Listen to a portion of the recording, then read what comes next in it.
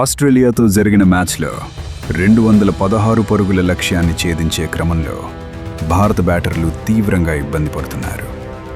కేవలం 76 పరుగులకే 5 వికెట్లు కోల్పోయిన కష్ట సమయంలో వివిఎస్ లక్ష్మణ్ గాయపడినప్పటికీ రన్నర్ సహాయంతో బ్యాటింగ్కు దిగారు. ఆయన సచిన్ టెండూల్కర్తో కలిసి ఒక ముఖ్యమైన భాగస్వామ్యాన్ని నెలకొల్పారు.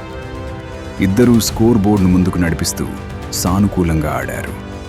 అయితే భారత్ మ్యాచ్పై పట్టు సాధిస్తున్నట్లు కనిపించిన తరుణంలో సచిన్ టెండూల్కర్ వికెట్ కోల్పోయాడు. ఆ వెంటనే భారత్ మరో 2 వికెట్లు కూడా కోల్పోయింది. దీంతో భారత్ గెలవడానికి ఇంకా 92 పరుగులు కావాల్సి ఉండగా ఆస్ట్రేలియా విజయానికి కేవలం 2 వికెట్ల దూరంలో నిలిచింది. అయినప్పటికీ వివిఎస్ లక్ష్మణ్ ఆస్ట్రేలియా బౌలర్లపై ఎదురుదాడి కొనసాగించారు. గాయం కారణంగా ఆయన పాదాలను ఎక్కువగా కదల్చలేకపోయినప్పటికీ బంతిని అద్భుతంగా టైమింగ్ చేశారు.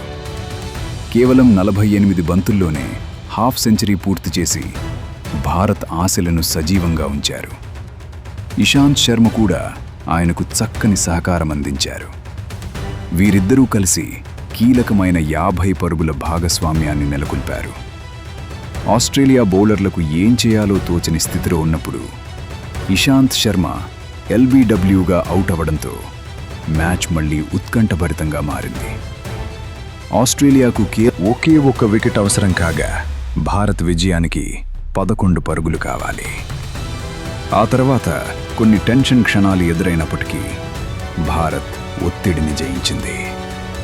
వివిఎస్ లక్ష్మణ్ అద్భుతమైన బ్యాటింగ్ నైపుణ్యంతో భారత్ చివరికి ఈ లక్ష్యాన్ని ఛేదించి విజయం సాధించింది.